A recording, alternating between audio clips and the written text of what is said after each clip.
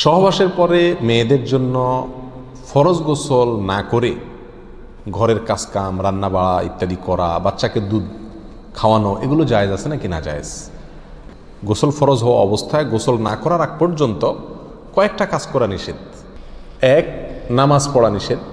2, তওয়াফ করা নিষেধ।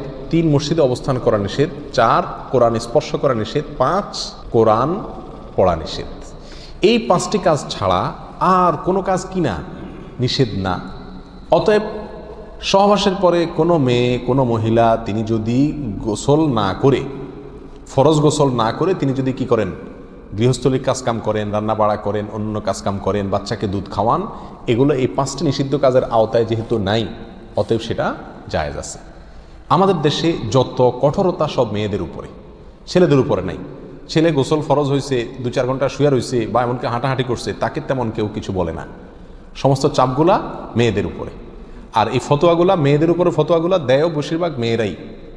কথার কথা, ননদ আছে, শাশুড়ি আছে বা অন্য কেউ আছে বা জাল আছে, তো তারা খোঁচাইতে শুরু করে যে গোসল না করে বাচ্চাকে দুধ খাওয়াচ্ছে। কোনো বাচ্চা কাঁদতে কাঁদতে মরে যায় কিন্তু দুধ খাওয়ায় না, কেন? কারণ গোসল করে নেই।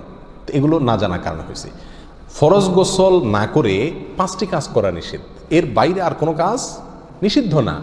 অতএব এমনকি আপনি রোজাও রাখতে পারেন, কি ফরজ গোসল না করে রাখতে পারেন বলতে সাহরি খেতে পারেন, সাহরি খেয়ে রোজা শুরু করতে পারেন। তাহলে আপনি বাচ্চাকে দুধ খাওয়াতে পারবেন না, কে বলেছে? বাসায় কাজ করতে পারবেন না, কে বলেছে? তবে হ্যাঁ, যদি আপনি ফরজ গোসল একটু দেরিতে করতে চান কোনো কারণে, তাহলে সেক্ষেত্রে অন্যান্য কাজ কামের সুবিধার জন্য ওযু করে নেওয়া উত্তম। সহিহ মুসলিমের এক হাদিসে আসছে, নবী আলাইহিস সালাম গোসল ফরজ হলে ওই অবস্থায় যদি কেউ ঘুমাইতে চায়, শুয়ে থাকতে চায় অথবা অন্য কোনো কাজ করতে চায়, তাহলে তাকে ওযু করে নেওয়ার পরামর্শ দিয়েছেন। অতএব ওযু করে নিয়ে এরপর অন্যান্য কাজ করা উত্তম। এর বাইরে ওযু ছাড়া যে সে কিছু করতে পারবে না, ব্যাপারটা এরকম না। একবার আবু হুরায়রা রাদিয়াল্লাহু তাআলা আনহু, তার সাথে নবী আলাইহিস সালামের দেখা হয়েছে কোনো এক রাস্তায়, এই অবস্থায় যে তার গোসল ফরজ হয়েছিল। তো আবু হুরায়রা রাদিয়াল্লাহু তাআলা রাসূলুল্লাহ সাল্লাল্লাহু আলাইহি ওয়াসাল্লামকে দেখে এড়াইয়া চলে গেছেন, একরকম পালায়া চলে যাওয়ার মতো, যায় তাড়াতাড়ি করে গোসল টোসল করে তারপরে আসলেন।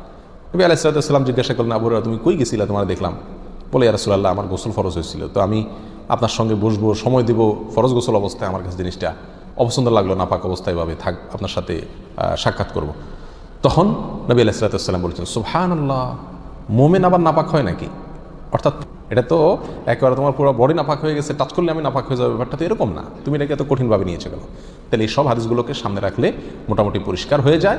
আমাদের আয়েশা রাদিয়াল্লাহু তাআলা আনহা থেকে এক হাদিসে আসছে, তাকে জিজ্ঞাসা করা হয়েছিল যে নবী আলাইহিস সালাম গোসল ফরজ হলে তিনি ঘুমাতেন কিনা? তিনি বলেছেন হ্যাঁ ঘুমাতেন। কোনো কোনো বর্ণনা আসছে উযু করা ছাড়াও ঘুমাতেন। তাহলে বোঝা গেল উযু করে নিয়ে ঘুমানো, উযু করে নিয়ে কাজ কাম করা উত্তম, কিন্তু আপনি যদি নাও করেন তাতে কি হবে না, কোনো গুনাহ এতে হবে না। আল্লাহু আ'লাম।